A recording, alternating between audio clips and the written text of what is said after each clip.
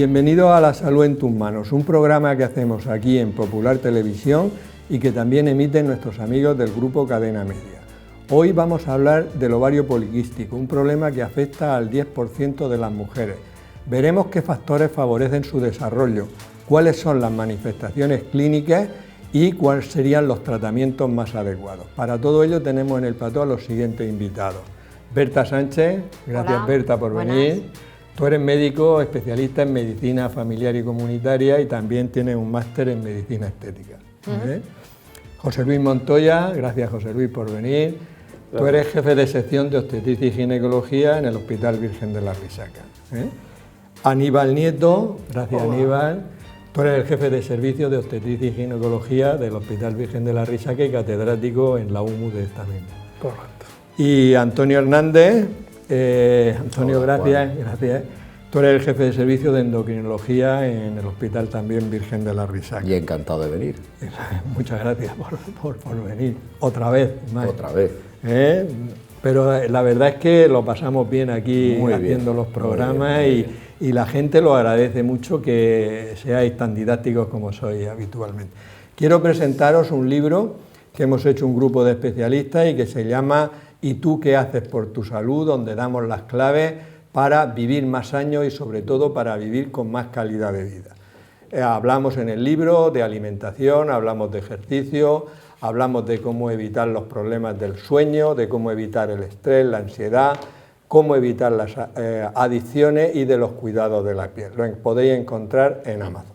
Dicho esto, hemos sacado las cámaras a la calle para ver qué le gustaría saber a la gente en general sobre el ovario poliquístico. ¿Qué son los ovarios poliquísticos? ¿Cuál es el tratamiento para los ovarios poliquísticos? ¿A partir de qué edad suelen aparecer los ovarios poliquísticos?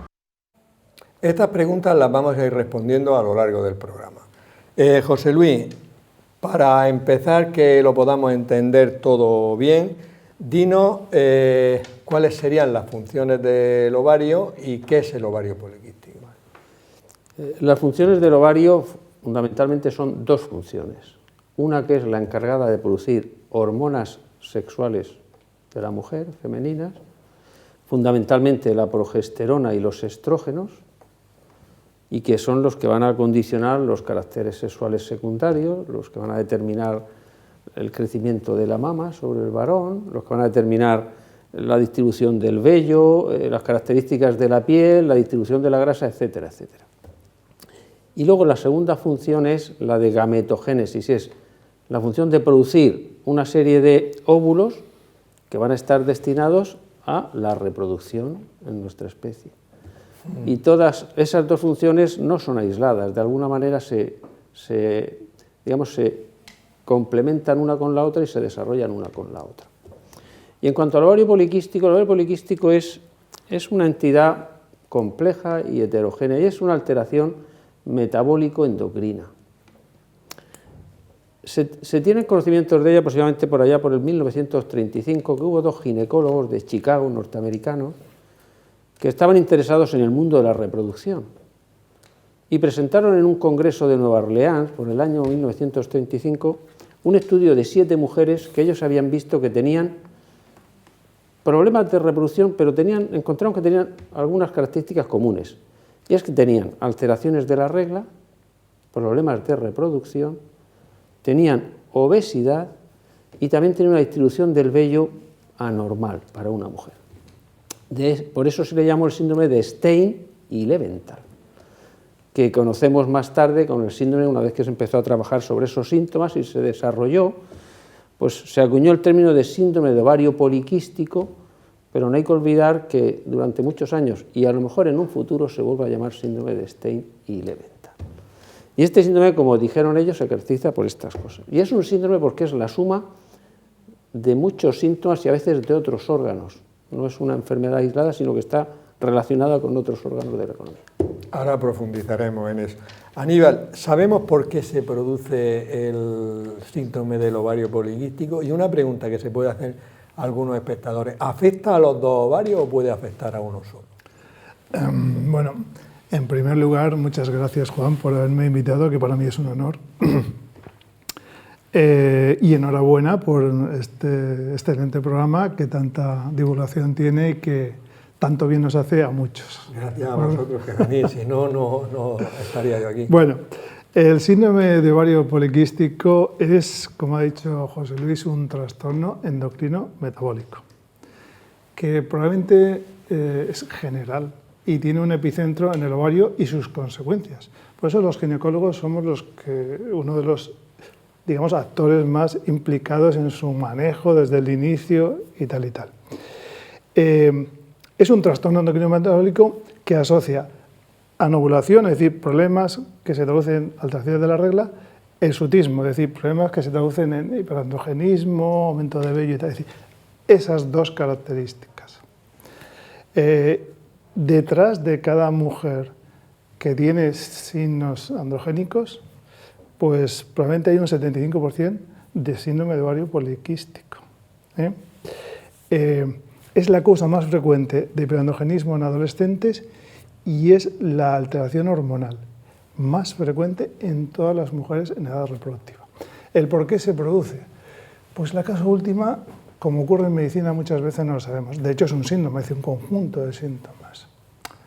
Pero podríamos decir que es multifactorial, donde hay un ambiente, digamos, una influencia genética, que si queréis más adelante desarrollaremos, y luego una influencia ambiental.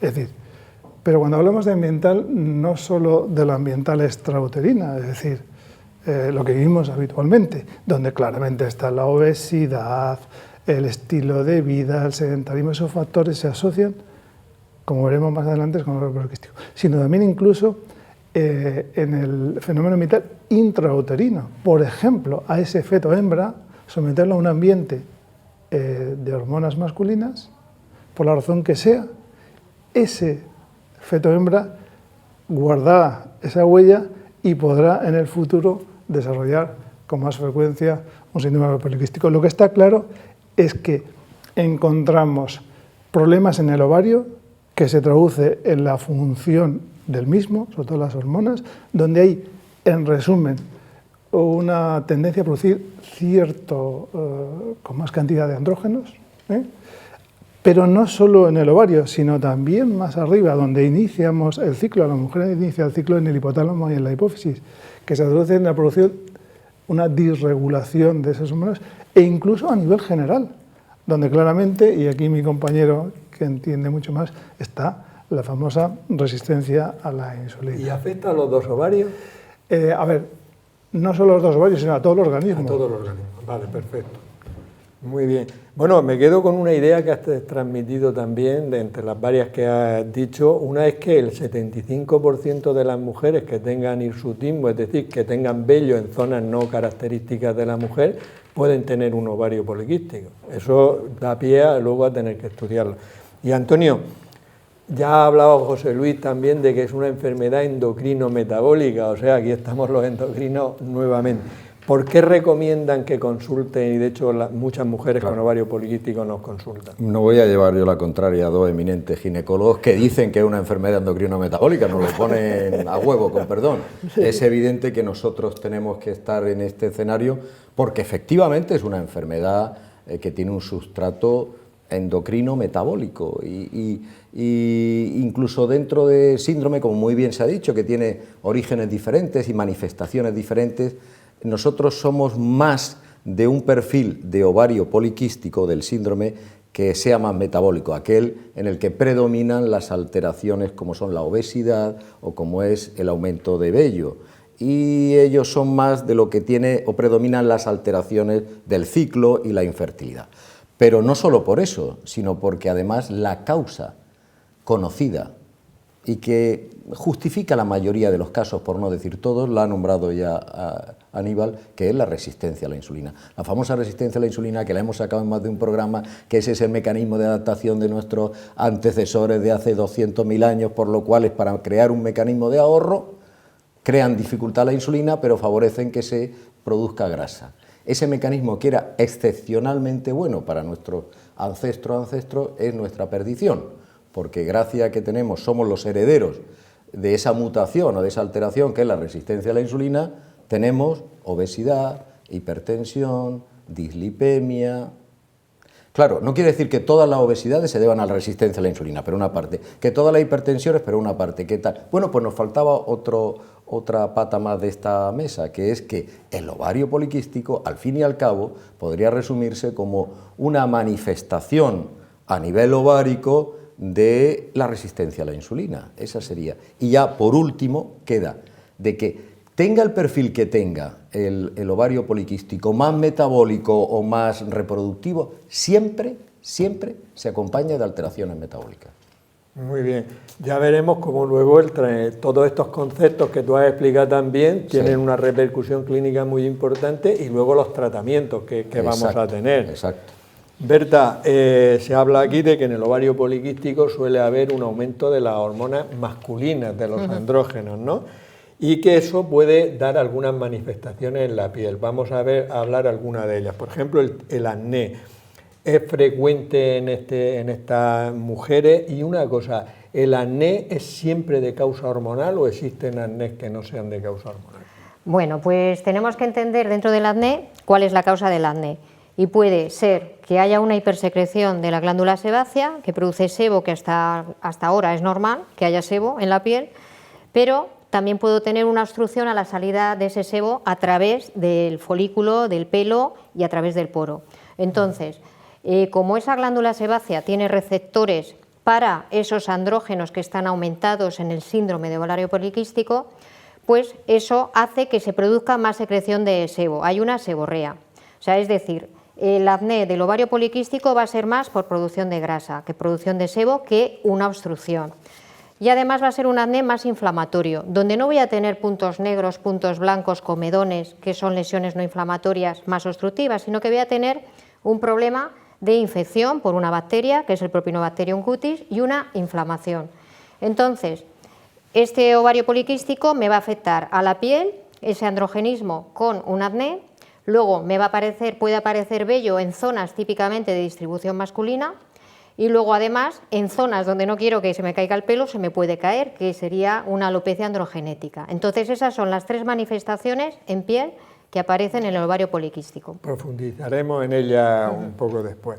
En nuestra sección Palabras de Médicos vamos a ver lo que nos cuentan hoy Juan Carlos Ferre, nuestro profesor de latín y griego, y Mariluz Soler, nuestra experta en traducción. Muy buenas, en el programa de hoy vamos a hablar del ovario poliquístico, la testosterona, los estrógenos. La primera palabra que aparece es ovarium.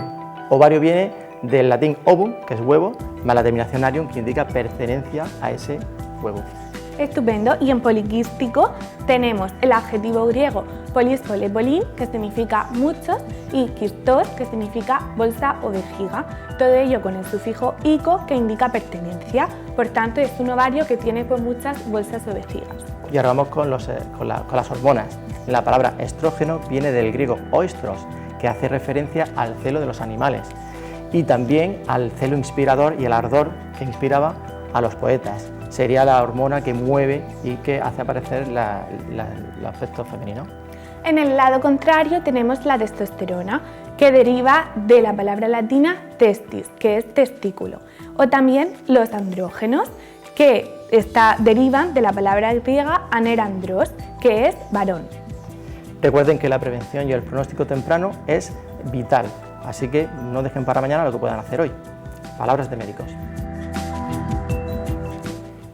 José Luis, ¿por qué el ovario poliquístico es tan conocido en las mujeres? Otras patologías frecuentes en ellas no son tan conocidas. ¿Por qué crees tú que pasa eso? Yo creo que, en primer lugar, por su frecuencia, es decir, un proceso que tiene entre un 7 y un 10% ya es importante. Y fundamentalmente por lo siguiente, se produce sobre todo en las edades de las mujeres a los pocos años de la adolescencia y en la década de los 20-30 años. Entonces son mujeres que tienen alteraciones menstruales y entonces pues eso les preocupa, y les preocupa a ellas y a sus familias, sobre todo a las madres. Mi hija no tiene reglas normales, ¿por qué será? Entonces a eso le unes que le pueden aparecer manifestaciones de vello en sitios anormales, y entonces la relacionan en una época en la que están un poco por lucir el palmito, pues es una mala época para tener todos esos síntomas. Y si a eso le añades que puedan tener una cierta obesidad, pues has hecho el cóctel explosivo, con lo cual hace mucho ruido, consultan mucho a los médicos, lo consultan entre las propias relaciones familiares y al final se preguntan, ¿y cuando la nena quiera quedarse embarazada va a tener algún problema? Entonces, todo este conjunto de situaciones y de alertas es lo que hace que sea muy difundido entre las mujeres. Muy bien. Aníbal, una preocupación siempre es si este problema, esta enfermedad se hereda y luego ¿qué factores favorecerían el desarrollo de la enfermedad? Pues herencia como tal, es decir, autosómica, mendeliana, como una hemofilia, no hay, incluso no hay una mutación descrita o asociada a síndrome ovario poliquístico, o sea que no. Lo que sí está claro es que hay una agrupación familiar evidente, es decir, la familia donde se concentran el ovario poliquístico, las hijas, las sobrinas, las primas, sí lo hay, eso se llama tendencia familiar. ¿Qué factores favorecen su desarrollo? Pues indudablemente estamos en un problema de síndrome metabólico, por tanto la obesidad, sobre todo la obesidad resistente a la insulina, favorece el desarrollo. Recordemos que el momento diagnóstico, aunque puede aparecer desde la menarquia, el momento diagnóstico es entre los 25 y 30 años, donde más frecuentemente se diagnostica. Y bueno, incluso hay una teoría por ahí que habla de que las niñas que nacen con bajo peso al nacer y se recuperan rápidamente de ese peso, tienen, por unos cambios endocrinos, más facilidad de debutar con un síndrome ovario poliquístico. O sea que realmente hay una tendencia familiar, pero no se han encontrado los genes específicos que lo ¿vale? Exacto. Y Antonio, la obesidad, ¿qué papel juega la obesidad? ¿Qué ante el huevo o la gallina? Bueno, esa es la pregunta clave. Primero, la obesidad es una parte fundamental del síndrome este. De hecho, hay gente que dice que si no hay obesidad, a lo mejor tienes que dudar del síndrome. No hay que llegar a tanto, pero se da en el 90%, esa triada característica que es una mujer obesa, con vello y con problemas de regla o infértil, es el perfil de la mujer más típico. Bien, entonces la obesidad forma parte. Lo que ocurre es que no es la obesidad la causa, lo que es la causa es lo que hay debajo de la obesidad, es decir, la archifamosa resistencia a la insulina. Esa resistencia a la insulina condiciona una serie de cosas. Por ejemplo, esa resistencia a la insulina hace que el ovario, que la cáscara del ovario, pues produzca más cantidad de hormonas masculinas. Pues la mujer tiene hormonas femeninas, fundamentalmente, pero tiene hormonas. Pues ya tenemos ahí un factor que va a condicionar los trastornos del vello. Pero no solo eso, es que la misma grasa que existe, ese exceso de grasa que existe en la obesidad, también condiciona que hormonas masculinas muy débiles, que normalmente las producen unas glándulas que hay encima de los riñones, se transforman en hormonas masculinas más potentes. O sea, ya tenemos dos cosas, que es la que activan, por decirlo así, a la cáscara del ovario para que produzca hormonas masculinas y transforman hormonas masculinas débiles en hormonas masculinas más potentes. Y ya por último, lo ha insinuado Aníbal, el que existen alteraciones a nivel de la hipófisis, esa glándula que regula todo y que produce una hormona que está elevada, que se llama la LH, que está elevada en el ovario poliquístico, pues es también un problema de que reacciona precisamente al revés de cómo tenía que reaccionar, habiendo más cantidad de hormonas masculinas, lo normal es que se frenara. Pues no, esa no se frena, hay un fallo en ese mecanismo y esa hormona produce más hormonas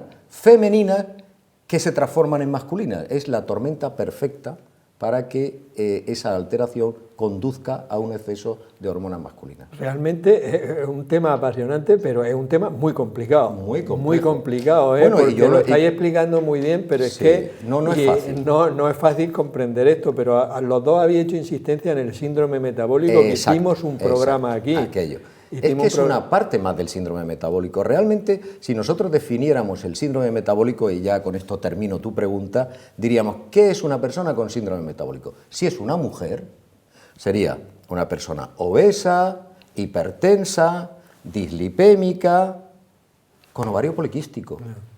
Es decir, que es una parte del síndrome metabólico. Es la manifestación ovárica del síndrome metabólico, podríamos decir, generalizando.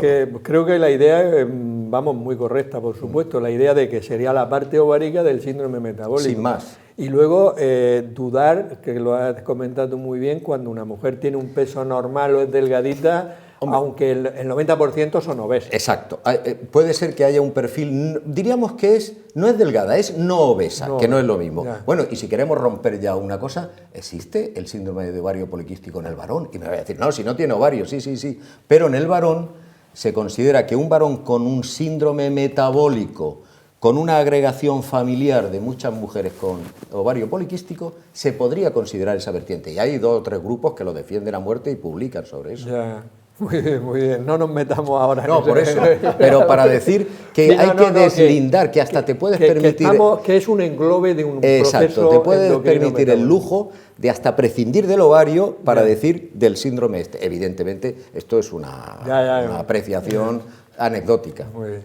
Berta, ¿por qué se produce el acné en el ovario poliquístico? Esto sí parece que es claro, ¿no? Ya que ellos no tienen muchas cosas claras porque no se saben, pero lo del acné sí, ¿no? Esto es más directo, sí.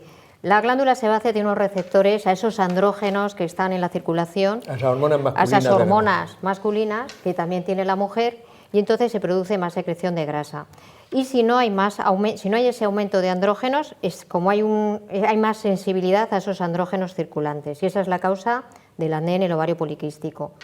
Luego, esto pasa en la adolescencia. Hay un acné en la adolescencia que pasa cuando hay un pico hormonal, que es en la pubertad, y es totalmente normal que aparezca acné en la adolescencia. Pero si este acné se mantiene en la edad adulta y consideramos adulto mayor de 25 años, este acné que empieza con 12, 13, 14 y se mantiene desde la primera regla, desde la primera menstruación, y con 25, con 28, con 30 años sigue con ese acné, o hay una forma que es un acné de aparición tardía, que no ha tenido ese acné en la adolescencia, pero que debuta años más tarde, esto ya es un acné hormonal y siempre hay que investigar, porque nosotros partimos del acné, entonces nosotros tenemos que hacer lo contrario, tenemos que ver cómo son las reglas, si es regular, qué ciclos tiene, si hay alguna alteración metabólica, si puede haber una resistencia a la insulina.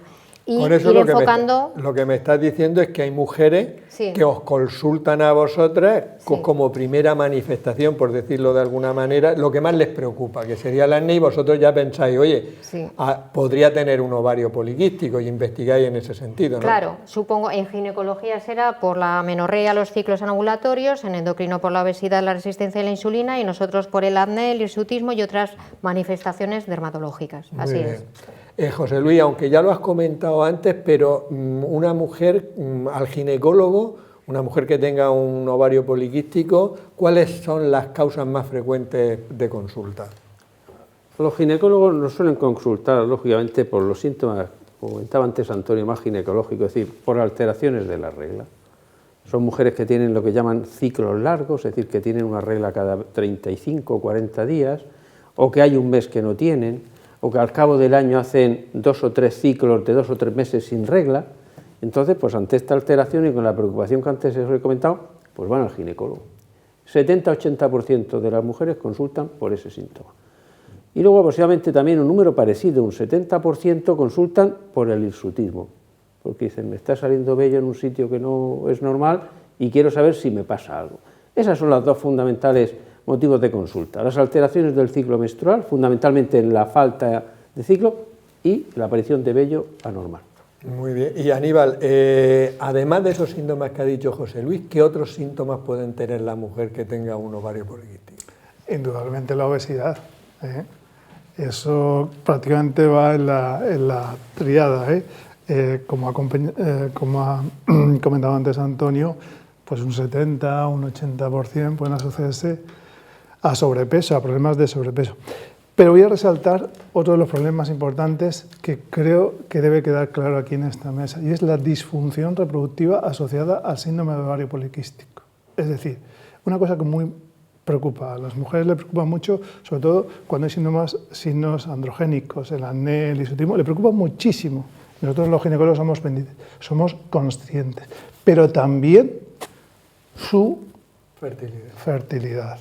Entonces, para hacernos una idea, aproximadamente 5 a 6 mujeres de cada 10 que tienen síndrome de ovario poliquístico van a tener problemas de disfunción reproductiva. Es decir, que su ovulación no se va a producir en ese momento, por tanto, no pueden conseguir el embarazo, o incluso por algún problema hormonal asociado, que también. Y luego, no nos olvidemos que hay otros síntomas asociados, problemas de depresión, a veces están detrás, ese vello que no se va, que le cuesta sobrepasar, una época difícil, cuando es joven, incluso si se asocia mucho a obesidad, no olvidemos la apnea del sueño, un problema tan evidente.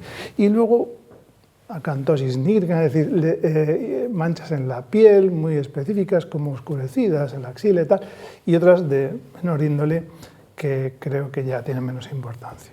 Nos estamos poniendo aquí sobre la mesa el tema que decimos ovario poliquístico y parece que decimos una cosa como muy elemental que todo el mundo domina, y lo que se está quedando aquí claro es que es un problema tremendamente complejo con grandes manifestaciones sobre la salud general y reproductiva de la mujer, y luego tendremos que ver qué efectividad, cómo lo diagnosticamos y los tratamientos. Muy breve, Antonio, porque creo que lo has comentado.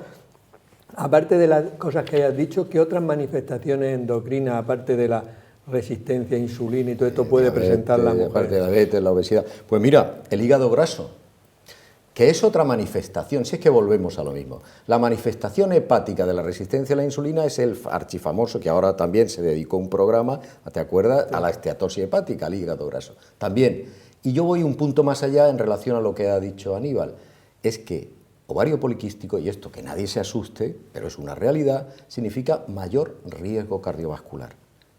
Eso es lo que tenemos que tener claro. Que estás hablando, tú lo has dicho muy bien, parece una cosa, no. Es que lo de ovario poliquístico suena así como, bueno, una cosa, quiste en los ovarios. No, esto es un problema metabólico importante con una manifestación más de ese problema metabólico, y que luego la conjunción de todas estas cosas hace que tenga mayor riesgo de enfermedades cardiovasculares, que no es poca cosa. No es poca cosa. Ahora veremos la importancia de los tratamientos.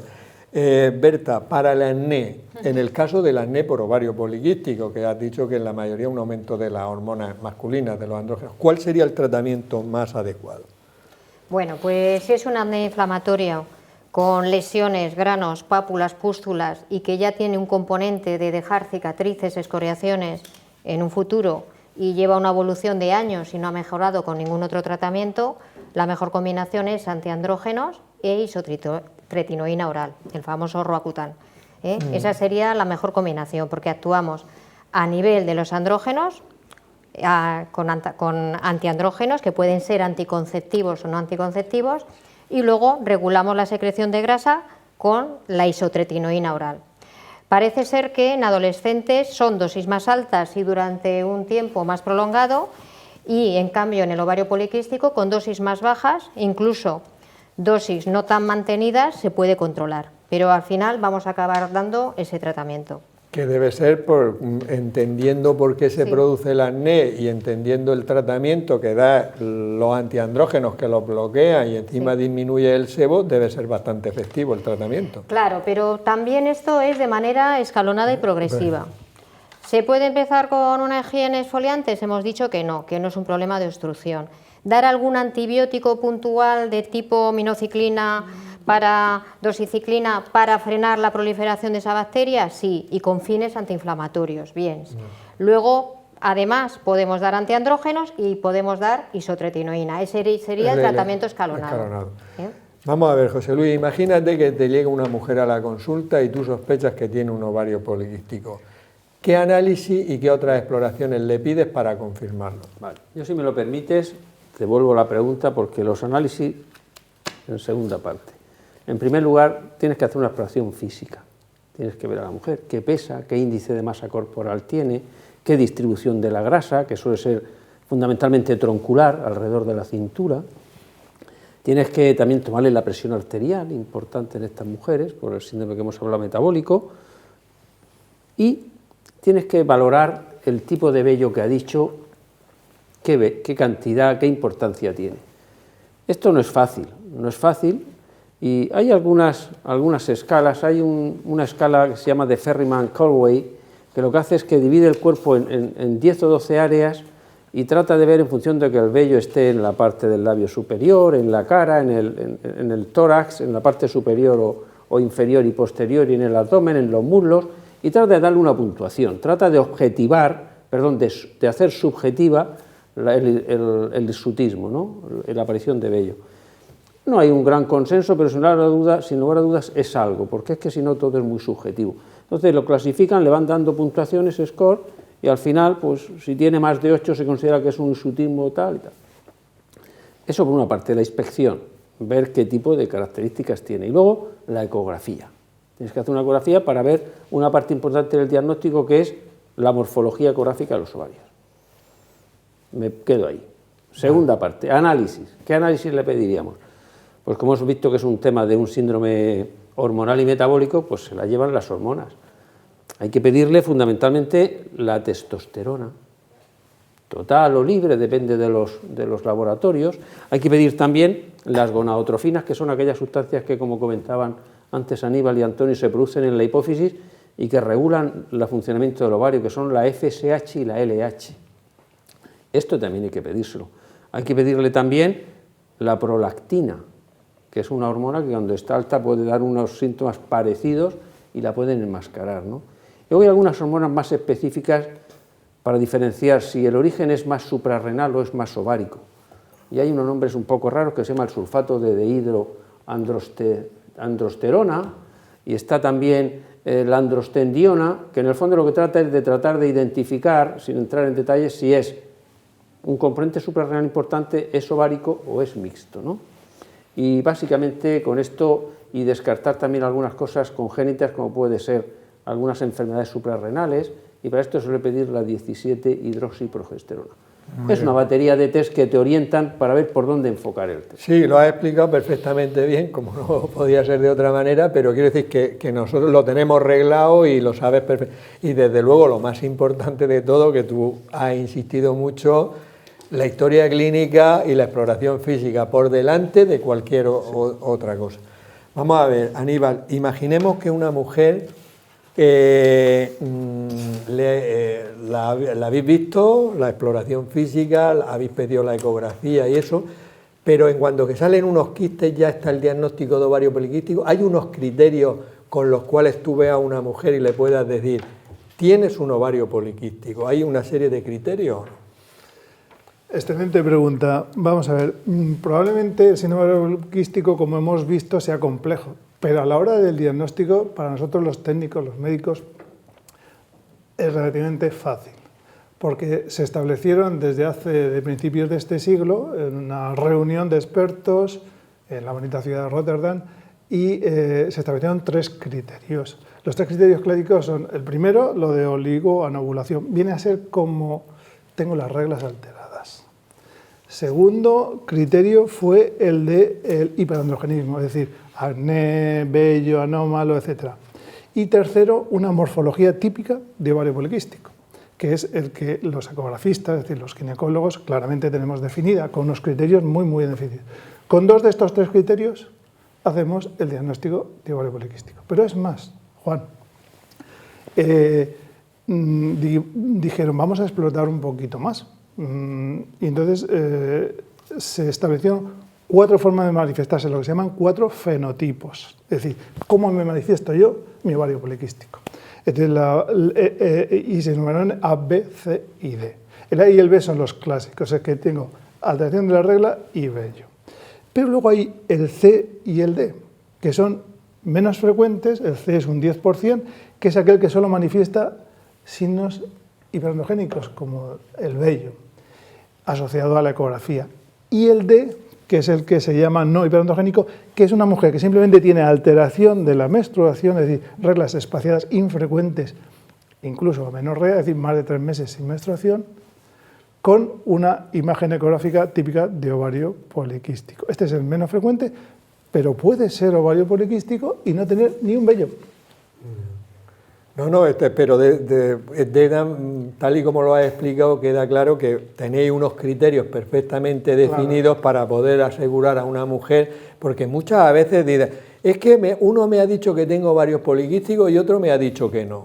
O sea, realmente con esto queda claro que sí se puede establecer un diagnóstico preciso y totalmente seguro del síndrome. Antonio, me imagino que tratar la obesidad debe ser muy importante en el síndrome de ovario poliquístico. Claro, fundamental.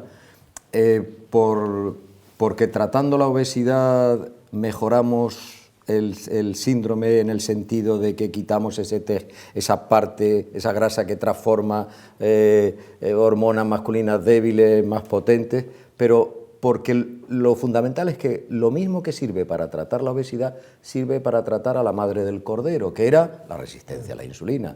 Luego, cuando tratamos la obesidad, en realidad estamos tratando la resistencia a la insulina. ¿Cuáles son las medidas? Pues las que todos conocemos, a las que todos se lo decimos y difícilmente lo hacen, pero esa es la realidad, que es dieta y ejercicio, actividad física, dieta. Y luego ya hablaremos de un fármaco que ya nos anticipamos que sirve para el síndrome del ovario poliquístico y también, en cierta manera, la obesidad, que es la metformina. Y yo voy a hacer un inciso aquí. Antes he dicho, o hemos comentado, que el 80 al 90% de las mujeres con una poliquistosis ovárica son obesas. Bueno, pues yo voy a hacerte otra cosa a la hora de la prevención, porque nos hemos dicho, ¿y se puede prevenir el ovario poliquístico? No hablaremos. Ah, no, pero te lo digo una cosa. Sí. Una mujer obesa, por eso decía lo de la obesidad, tiene 10 veces más de posibilidades de hacer un ovario poliquístico, por el hecho de ser obesa. Es decir, que si empezamos a tratar la obesidad desde edades más precoces, esa mujer, aunque tenga cierta carga para desarrollarlo, a lo mejor no lo desarrolla. A lo mejor lo que ha comentado Aníbal de estas niñas que nacen con un bajo peso, que luego alcanzan un peso rápido en los primeros meses, tienen más riesgo de ovario poliquístico y sea por esto. Un inciso rápido. Nuestra vida metabólica se condiciona en la gestación. Por eso, perdona, Juan. La programación fetal, como muy bien conocéis vosotros, es que es así. Es decir, bueno, es un resumen. Lo que nosotros somos metabólicamente se condiciona dentro del vientre de nuestra madre. Los 1100 días que marcan una vida. Correcto. Que haremos los 1100 días que marcan una vida, exacto. Vamos a ver, Berta, hemos comentado mucho el tema del hirsutismo, pero José Luis también ha dicho incluso que había una gráfica. Y por supuesto en el ovario poliquístico es muy frecuente, ¿no? Y la causa, los andrógenos, Los famosos andrógenos, sí. Y eso también, luego veremos que también tiene un tratamiento, ¿no? Sí, pues podemos enlazar el hirsutismo que hemos dicho, que ha dicho José Luis, que existen muchas clasificaciones, y para que lo entendamos es vello terminal, pelo que tendría que salir en el cuero cabelludo, que sale en otras zonas del cuerpo, porque esos andrógenos hacen que haya pelo hormonal adulto en fases típicamente masculinas, labio, mentón, areolas, patillas, zona suprapúbica, línea alba. Entonces, este hirsutismo, yo lo que haría especial hincapié es ver si es un hirsutismo que haya aparecido lentamente en unos años a partir de la primera regla, o si es un hirsutismo que aparece de forma repentina. ¿Por qué? Porque, como decía José Luis, pues tenemos que diferenciar ese aumento de andrógenos, si ha sido brusco y súbito, que pueda ser una causa de la hipófisis o de las suprarrenales, y no sea solamente del ovario. O sea, primero distinguir ese hirsutismo, la causa cuál es, y luego ya tratarla. Muy bien.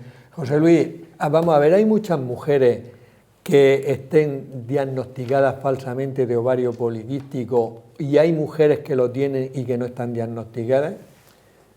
No es fácil contestar a esa pregunta. Es decir, hay muchas mujeres que están, entre comillas, mal diagnosticadas de ovario poliquístico.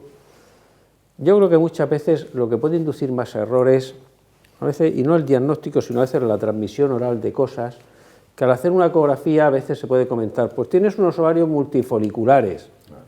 Y la propia paciente dice, pero esto es un ovario poliquístico, y no ha ido secundado por un diagnóstico ovario poliquístico, pero bueno, al final asocian cosas, yo creo que muchas veces forma parte de esa transmisión. Sin lugar a dudas puede haber algunos, o no sé, no puedo saber el tanto por ciento, lógicamente, si no se siguen los criterios de Rotterdam, que ha comentado Aníbal.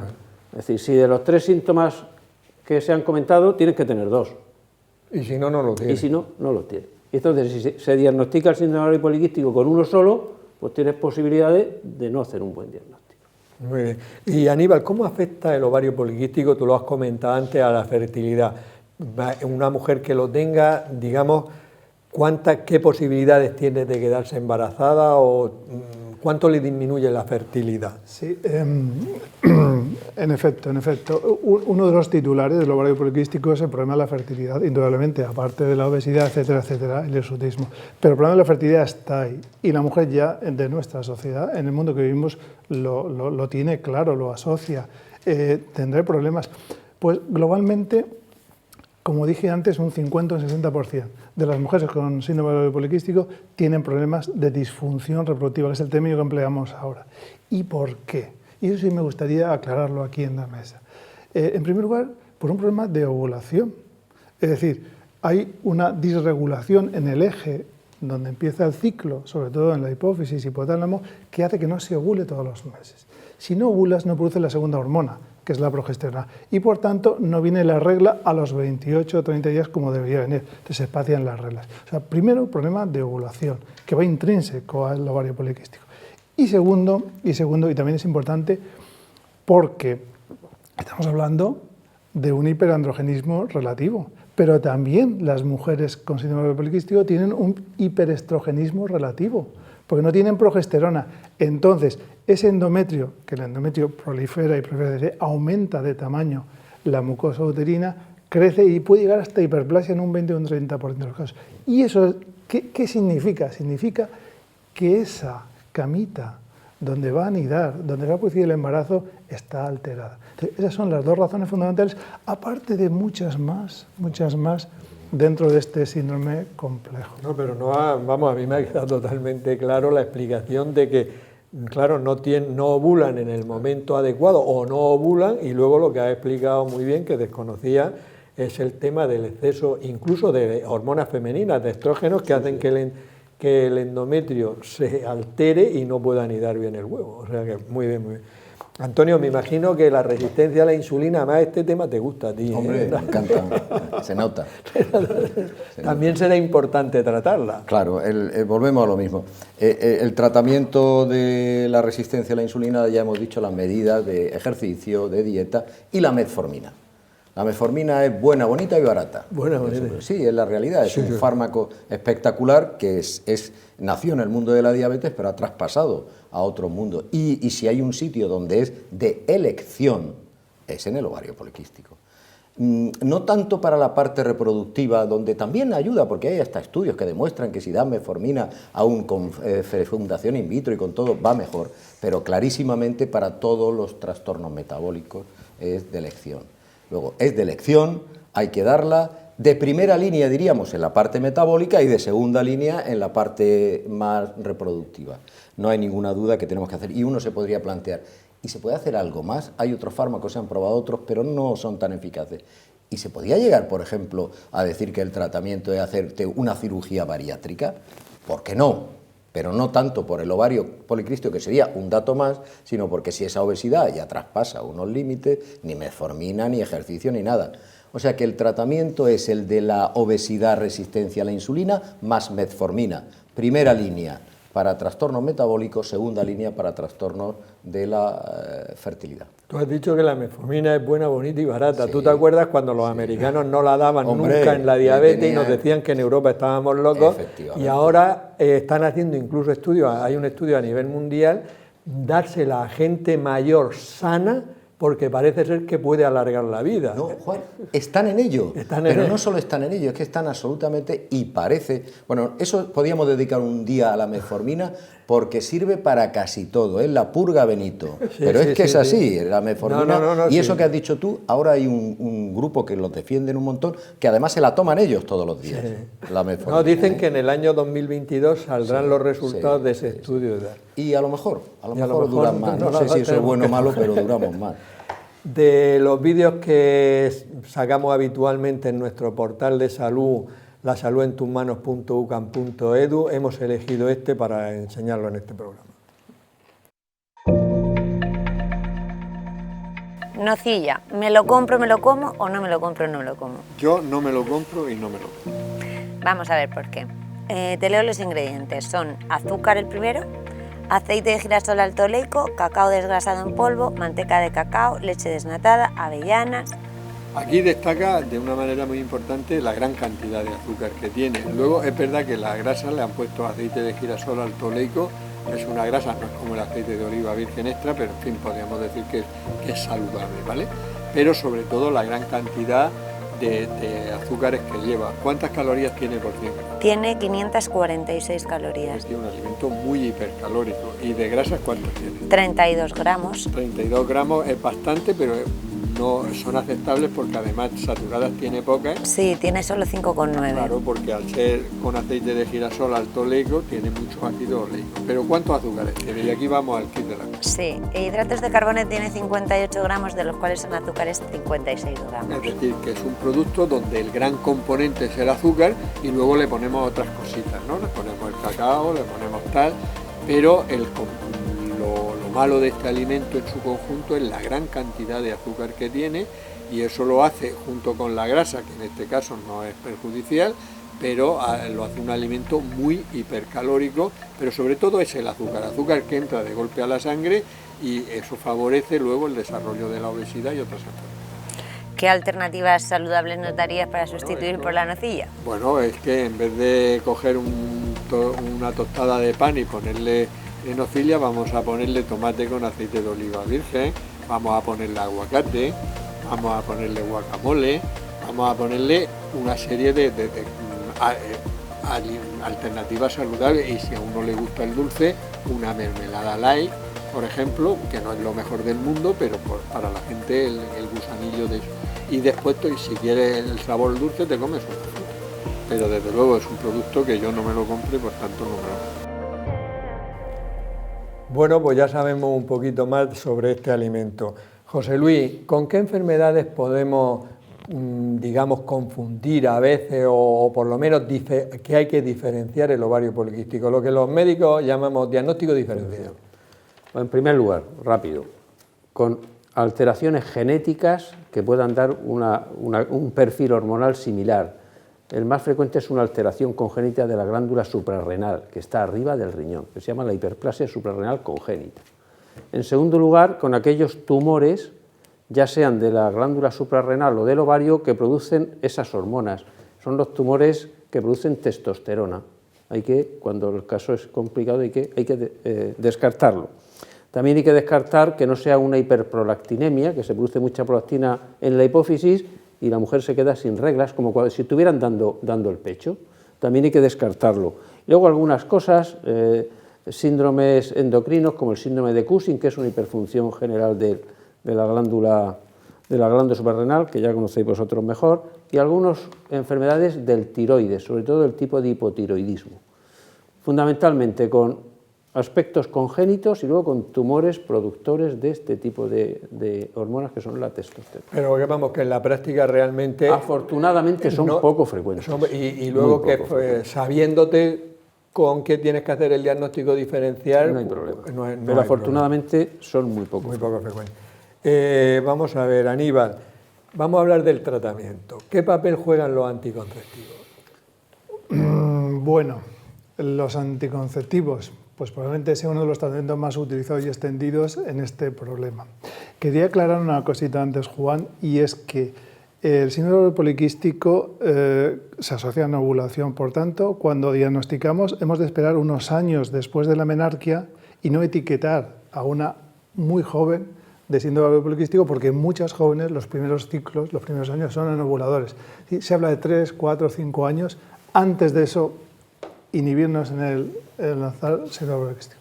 Los anticonceptivos son fundamentales. Nosotros cuando tratamos un síndrome poliquístico buscamos normalizar el ciclo si la mujer, claro, no quiere tener tratamiento de reproducción. Segundo, lo que buscamos es normalizar ese vello, esos signos hiperandrogénicos. Y tercero, bueno, el mundo de la obesidad y tal, regular el peso. Entonces, los anticonceptivos juegan un papel fundamental en el tratamiento. ¿Y por qué? Primero, porque nos van a disminuir la producción de las hormonas del ovario. Es decir, cuando uno da un anticonceptivo, un estrógeno y un gestágeno a una mujer, frena el ovario. Por tanto, las hormonas que produce las frena. Y frena los estrógenos, pero también frena los andrógenos. Por tanto, cortamos esa fuente que nos viene del ovario y que puede justificar ese hirsutismo. Por tanto, aumenta la síntesis de proteínas, entre ellas la proteína transportadora de la testosterona. Quiere decir que si hay más proteína, hay más vehículo, la atrapa y hay menos libre, por tanto, menos efecto androgénico puede hacer en las células de la piel, es decir, todas las estrategias. Y en tercer lugar, porque dentro de la elección de estrógeno y gestágeno tenemos un grupo de gestágenos que son muy similares todos, pero podemos seleccionar aquellos que tienen fundamentalmente efecto antiandrogénico. O sea que habría que elegir un anticonceptivo que tuviera su pequeña cantidad de estrógeno y que el progestágeno fuera antiandrogénico a la vez. Esa es la clave. Muy bien. Antonio, como vamos muy mal de tiempo, ¿quiere añadir algo de la metformina? No, de la metformina lo hemos dicho. Yo, si quieres, diría de cómo se plantea que una mujer con un ovario poliquístico se queda embarazada. Vale. Si te parece, porque hay que decir que ovario poliquístico significa que vas a tener una diabetes gestacional. Claro, si estamos hablando lo mismo, volvemos. Entonces, la diabetes gestacional, que es un problema de resistencia a la insulina añadido en el embarazo, va en una mujer que ya se trae en su mochila una gran cantidad de resistencia a la insulina. Pan más pan, mucho más pan. Entonces, desarrollan 4 veces más frecuente una diabetes gestacional. O sea que hay que tener cuidado con eso. Mucho, porque de hecho nosotros las consideramos, y los ginecólogos, de alto riesgo, y la sobrecarga, ese famoso vaso de azúcar que le dan a las embarazadas para saber si tienen diabetes gestacional, lo adelantamos no a las 24 semanas, sino a las 12 semanas. A las 12 semanas. Muy bien, Berta. Otra característica del ovario poliquístico que afecta a la piel es el tipo de alopecia. ¿Cuál es la alopecia más característica? Bueno, pues la alopecia no afecta a mucha población con ovario poliquístico, sin embargo, si preguntamos a mujeres en edad fértil que tienen alopecia, el 70% de esas mujeres tienen ovario poliquístico. La alopecia, como hay un aumento de andrógenos, esta alopecia es una alopecia androgenética, igual que la que aparece en el varón. Es una alopecia androgenética de patrón femenino. ¿Qué quiere decir esto? Pues que predomina sobre todo en la zona temporoparietal. En el hombre, que también puede aparecer en el ovario poliquístico de patrón masculino, sería más en la línea de inserción, en las entradas. Pero bueno, en la que aparece es la androgenética femenina, similar a la que aparece en las mujeres cuando cerca de la menopausia, que no es porque tengamos altos los andrógenos, sino porque decrecen los estrógenos. Entonces, para el caso es lo mismo, que es clareo en la zona del casco, como decimos aquí. Muy bien, lo ha explicado perfectamente. José Luis, un caso práctico. Imaginemos una mujer con ovarios poliquísticos que quiere quedarse embarazada. En este caso, ¿cuál sería el tratamiento y qué porcentaje de éxitos hay? A ver, el tratamiento tiene que ir orientado a que tenga una ovulación. Pero no puedo darle anticonceptivos porque entonces no tiene ovulación. Entonces, lo que se utiliza mucho son lo que se llaman inducción de la ovulación. Hay que decir que en general el pronóstico de la inducción de la ovulación en una mujer con síndrome de ovario poliquístico es bueno. Quiere decir que hay un tanto por ciento muy elevado que consiguen con las diferentes técnicas de inducción una ovulación y una gestación. Este mensaje yo creo que tiene que quedar claro. El pronóstico es bueno. ¿Y qué técnicas de inducción de la ovulación hay? Hay 3 niveles. Uno más básico, que sería con el citrato de clomifeno, no vamos a entrar en detalles por el tiempo. Incluso se utiliza también inhibidores de la aromatasa y también se utiliza la metformina, la vulga de Benito de Antonio. También se utiliza para ayudar a veces como tratamiento coadyuvante y el inositol. El inositol es un derivado de la vitamina B, que es la B8, que parece que tiene un cierto efecto sobre la maduración de los ovocitos. Si con eso no consigo una ovulación y con esto se consiguen un 30-40% de las mujeres, paso a un segundo nivel. Un nivel más sofisticado que necesita más atención. ¿Y cuál es ese nivel? Utilizar hormonas que producimos en las hipófisis para estimular el ovario, que se llaman las gonadotrofinas. Ya necesita un poquito de seguimiento con ecografías seriadas y un poquito más fino. El éxito de esta inducción de la ovulación está ya entre un 60 y un 70%. ¿Vale? O sea, que realmente sí que mejora, o sea, las posibilidades de éxito son bastante muy altas. ¿No? Muy bien. Un cuidado. Las técnicas de inducción de la ovulación en mujeres con ovario poliquístico que tienen como muchos óvulos que no maduran, hay muchos que no maduran y si le doy una estimulación lo que puedo hacer es que maduren muchos a la vez. Entonces puede producir con cierta frecuencia un síndrome que se llama de hiperestimulación. Eso ya quien lo haga tiene que saberlo. Y un último nivel, cuando no funciona o incluso como coadyuvantes, la cirugía. Stein y Leventhal en el año 35 dijeron que a esas mujeres las operaban, les hacían una cuña en el ovario y ovulaban. Cuando nosotros estudiábamos medicina se hablaba de la Yo lo he hecho, yo he operado resecciones en cuña. Ahora ya no se hace eso.